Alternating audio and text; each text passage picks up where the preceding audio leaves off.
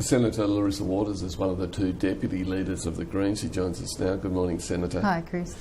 Tony Abbott's unveiling this new initiative to develop Northern Australia, I guess bring growth and employment to that area of Australia. As a Queensland Senator, is this something that appeals to you? No, look, unfortunately, Tony Abbott's plans for developing the north have got environmental disaster written all over them. He's looking at stage 3 of the disastrous Ord River scheme in Western Australia. He's looking at damming several rivers in far north Queensland, which of course are some of the last free-flowing rivers that we have in Queensland, serving a really important ecological function. And he is linking it to this massive slush fund for coal mine infrastructure. It's just absolutely the wrong kind of infrastructure to be investing in this day and age. Where's the investment in high-speed rail? Where's the investment in large-scale solar? How about public transport finally getting some federal funding? There's great infrastructure projects that this country should be progressing. Unfortunately, the Prime Minister is stuck in the past in building more roads, damming more rivers, trying to turn the north into some kind of agricultural food bowl, when time after time the studies are showing it's not suitable. The weather is just not going to work, and you're going to need a massive infrastructure footprint of huge dams to even grow anything, which we know are incredibly environmentally destructive. Now, you said in that answer you referred to some sort of slush fund for fossil fuel industry. So are you saying that we shouldn't take this initiative at face value, whether supported or not, that Tony Abbott is genuinely trying to bring development and employment to the Northern Australia, or there's another agenda there? Oh, look, I don't think that this will work to bring employment to the area, because I think that most of these ideas have been talked about for decades and have never gotten off the ground because they just don't stack up economically or environmentally.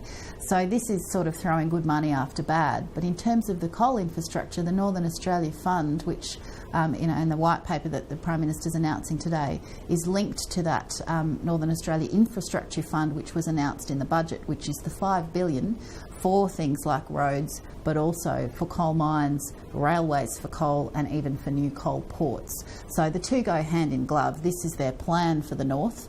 They want to dam it, they want to put a road on it, they want to put a mine in it, and they're clearly not listening to the economics of all of those things, and they don't care about the environmental impacts of those things. Do you think it'll ever be built, this large infrastructure and whatever, or do you think it's a bit of a pipe dream? Well, it's been a pipe dream for decades, so obviously this government is dead set trying to pursue it, but governments and decades have gone by and these pipe dreams have never eventuated, precisely because when you have a look at the geography and the climate, the experts say it's not going to happen. So let's hope that it continues to not happen, and that we can instead use that money for positive infrastructure development that can have good job creation benefits, but can also set us up for a low carbon economy. Now, can we switch to another issue, that of people smuggling? We've had these allegations this week that the government has authorised payments to people smugglers to return people to Indonesia. Labor's been a bit hot and cold in prosecuting the case here. What needs to be done? Well, in the Senate earlier this week, we moved for an order for production of documents, which is like an FOI request that MPs get to do. And we asked for the documents that would show whether money had changed hands on the high seas, whether our government was using taxpayer money to pay effectively people smugglers, potentially engaging in what is now a crime, that this government made a crime. And the answer that we got yesterday was, go away, we're not going to tell you. That's a matter of national security. It's not in the public interest for you to know the answer to those questions. Well, clearly our definition of the public interest is very different from Tony Abbott's definition. And so today we're trying again to try and get some transparency and some answers by moving for a Senate inquiry to try and establish what on earth happened out there on those high seas. I mean, this whole thing, the Prime Minister could just simply say, no, we didn't pay them, and the whole debate would end. The fact that they still haven't, a week on, after some initial confusing responses from the ministers responsible, then contradicted by the Prime Minister, they still refuse to just say, no, we didn't. So you can only conclude that they did. And why are they not giving us the documents to show what happened? There is just secrecy from woe to go in asylum seeker policy in this country. And if we had a Senate inquiry like we're moving for today, and hopefully we will get support from that from Labor and the crossbench, we can get to the bottom of what happened and what our taxpayer dollars are being used for. I guess this goes to a question of how power operates and how much authority Parliament has. Can you get to the bottom of it? I mean, isn't the government simply able to say, look, this is ACIS, this is national security, we are not going to tell, a Senate committee about what's going on? Well, that'll be a battle of who's got the bigger rule book, won't it? There's protection for witnesses to give evidence in Senate inquiries, so it may well be that whistleblowers within those departments and organisations who want to come forward and let the truth be known can then avail themselves of that protection from prosecution, which of course incidentally this government wants to take away. As we know, in offshore detention centres they want to change the rules and make whistleblowing a criminal offence. Thankfully they haven't gotten that through the Parliament yet, so the Senate inquiry is a chance for people to come forward. There's also some powers of compulsion of documents that the government will say, well, no, we're not going to, and I'm sure there'll be some kind of standoff. The simple thing for the Prime Minister to do would just be to say, this is what happened. If the money didn't change hands, end of story. We can go back to focusing on how much they can't stand asylum seekers and are locking up women and children. But right now, it looks like we have a government that's engaged in people trafficking. And just finally, this issue of domestic violence, which is getting more prominence, there's a very clear suggestion that it needs more money. What do you think of Rosie Batty's suggestion of a levy on alcoholic drinks as a way of funding more resources to fight domestic violence?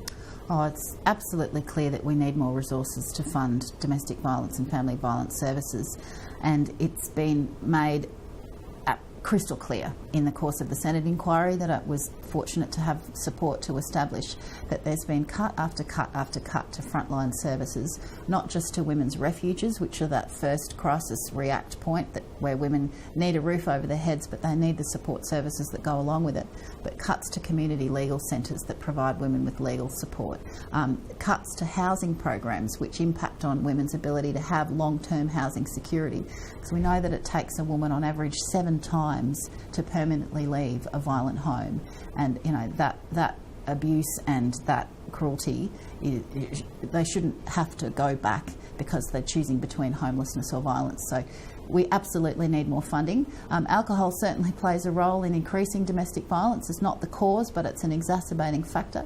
We know that the causes are sadly, views about the relative equality of men and women and various other factors.